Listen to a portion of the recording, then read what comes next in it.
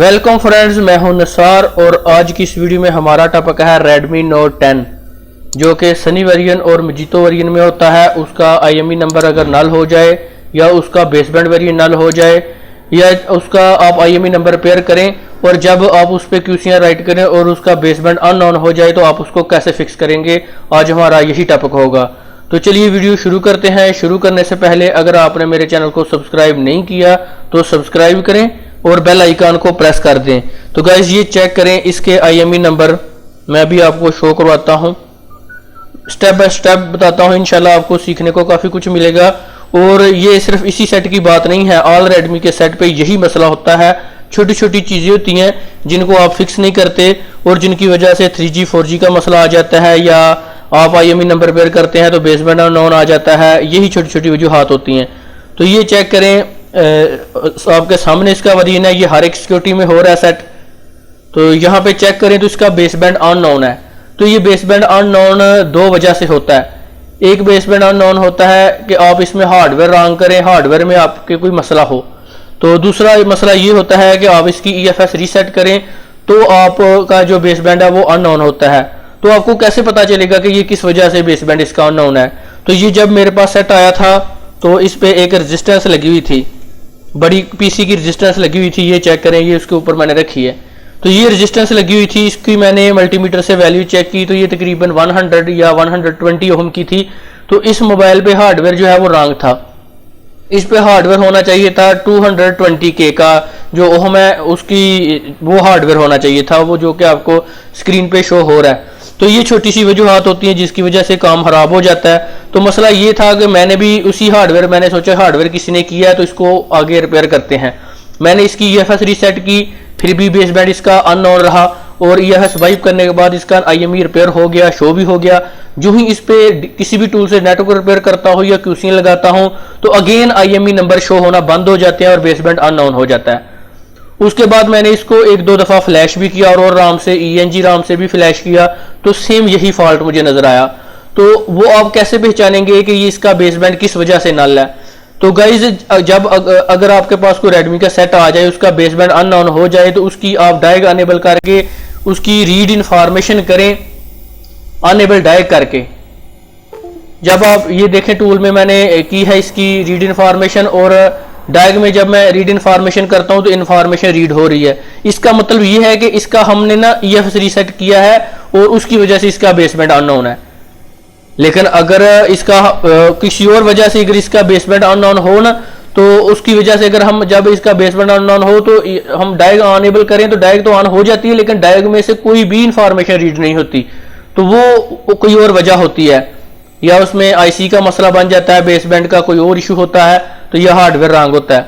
तो इसमें hardware wrong था, उस वजह से ये फॉल्ट आ रहा था कि इसका जब हम IMEI नंबर रिपेयर करते थे हो जाता था, जो ही हम इस पे कुछ भी राइट करते थे QCN वगैरह तो अगेन बेसबैंड नल हो जाता था। तो यही था छोटा सा मसला हार्डवेयर का, तो यही मैंने आपके सामने एक्सप्लेन करना था। तो ये देखें, ये है इसमें सारा इशू आपके सामने है। ये इसमें रेजिस्टेंस लगी हुई है, ये देखें मैंने इसमें कितनी रेजिस्टेंस लगाई हैं, 4 रेजिस्टेंस लगाई हैं। जो 2 रेजिस्टेंस हैं, जो 2 रेजिस्टेंस हैं वो 100K की है, और उसके बाद जो 2 नेक्स्ट रेजिस्टेंस है वो 10K की हैं। तो इस तरह सबको मिला के अगर आप करें ना तो ये 220K की रेजिस्टेंस बन जाएगी, किलो ओम की रेजिस्टेंस बन जाएगी। तो ये रेजिस्टेंस हमने लगानी थी तो हमारा काम ओके होना था। तो ये देखिए मैंने इसको एक साइड पे आपने ऐसी जगह पे फिट करनी होती है रेजिस्टेंस जो एक साइड से अच्छी तरह से मजबूत हो जाए। तो देखिए मैंने ग्राउंड अटैच कर दिया। कोई भी रेजिस्टेंस हो उसकी एक साइड ग्राउंड होती है, ठीक है, एक साइड से शटिंग आती है और एक पे मल्टीमीटर से रीडिंग आती है, वैल्यू आती है।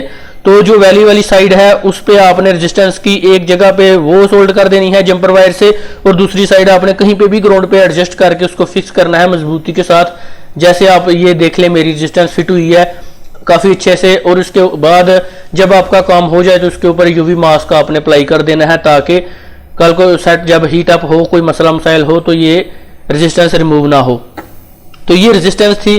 तो इसकी जो आप पिक है वो आपको वहाँ पे भी शो हो रही है स्क्रीन पे, वो आप देख सकते हैं। तो ये देखें, इसका जो हार्डवेयर था वो मैंने ओके किया है। अभी इंशाल्लाह से ये हमारे IMEI नंबर भी शो करवाएगा और उसके बाद इसमें सिग्नल भी सही से आएंगे। तो ये मैंने इसकी डायग अनेबल की हुई है, तो वो आप स्क्रीन पे देखें। इसके IME नंबर रिपेयर इजीली हो चुके हैं। उसके बाद आपने इसकी ओरिजिनल QCN का बैकअप लिया है तो नो मैटर, कोई मसला नहीं है। QCN इसकी मैटर नहीं करती। ये आप देखें DFT में भी काफ़ी ज़्यादा QCN दी हुई है। ये देखें सनी और मजीतो दोनों वेरिएंट की QCN इसने दी हुई है, तो यहाँ से भी आप राइट कर सकते हैं। कुछ सेट हमारे जो न्यू सिक्योरिटी के हैं, जितनी उनकी रैम GB होगी उस हिसाब से आपने उसकी QCN उसी मॉडल की रीड करनी है, उसी वेरिएंट की रीड करनी है और उसी वेरिएंट पे राइट करनी है। जो 464 है या 4128 है या 8256 में है, जो मॉडल होगा ना उस जिस रैम GB का उसी वेरिएंट की QCN आप उस पर लगाएंगे तो नेटवर्क सही से काम करेगा। अगर नहीं लगाएंगे तो आपके कभी 2G आएंगे, कभी 3G आएंगे या 4G आएगा और कॉल नहीं आई जाएगी। इस तरह के फॉल्ट होते रहते हैं। तो ये वजूहात थी। अभी इसका बेसबैंड ओके करते हैं और इसका IME नंबर रिपेयर मैंने कर दिया। अभी इस पे मैं QCN राइट करता हूँ सनी वेरिएंट की, तो ये चेक करें मेरी QCN राइट हो रही है। ये जो नेटवर्क का ऑप्शन है ये QCN ही फाइल होती है। तो ये देख ले मेरा सेट इजीली जो है वो रिपेयर हो चुका है। अभी मैं अपने सेट को रीबूट करता हूं और आपको इसके सिग्नल भी चेक करवाऊंगा और मुकम्मल डिटेल के साथ सब कुछ चेक करवाऊंगा। मैं कॉल वगैरह हो रही है, 4G 3G वाले सिग्नल आ रहे हैं। अभी मेरा सेट गाइज डन हो चुका है। अभी ये रीबूट होता है इतनी देर, तो ये मैंने हार्डवेयर आपको इसके शो करवा दिए हैं। ये इस पे आप ENG फिर राइट करके अपना काम कर लें या डायरेक्ट जिस मर्जी सिक्योरिटी में आप इसका काम कर लें तो ये हो जाता है। ENG आप ना भी राइट करें। तो ये देखिए मैंने इस पे जो इसकी बैक साइड है वो फिट कर देने लगा हूं ताकि हमने इसके जो सिग्नल वगैरह हैं वो भी चेक करने हैं। तो वो चेक करने के लिए जो इसका बैक है वो बंद होना जरूरी है क्योंकि तभी से सही से नेटवर्क आता है। तो ये देखें हमारा सारा काम हो गया, इतना सा काम था। ये हमारा इतना सा बस काम था और अभी मैं इसमें ना डालता हूं सिम अपनी। अभी मैं आपको इसका ना बेसबैंड पहले चेक करवाता हूं। ये चेक कीजिए इसका बेसबैंड। ये देखिए अभी इसका बेसबैंड सब कुछ ओके है, कोई बैटरी भी नहीं कंज्यूम करेगा और कोई हैंग हो कोई भी नहीं चलेगा, बिल्कुल फास्ट सेट चलेगा, जरा भी इसमें फॉल्ट नहीं आएगा। तो अभी मैं इसमें सिम लगा देता हूं। सिम लगाने के बाद सिग्नल चेक करेंगे और इसके बाद मैं आपको IMEI भी चेक करवाता हूं जो कि हमारे 0 थे।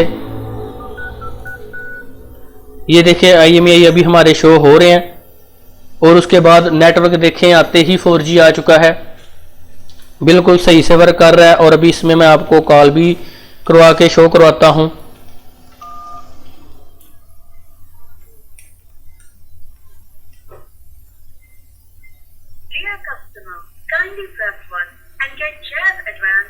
और ये देखिए हमारा नेटवर्क भी बिल्कुल इजी से रिपेयर हो चुका है।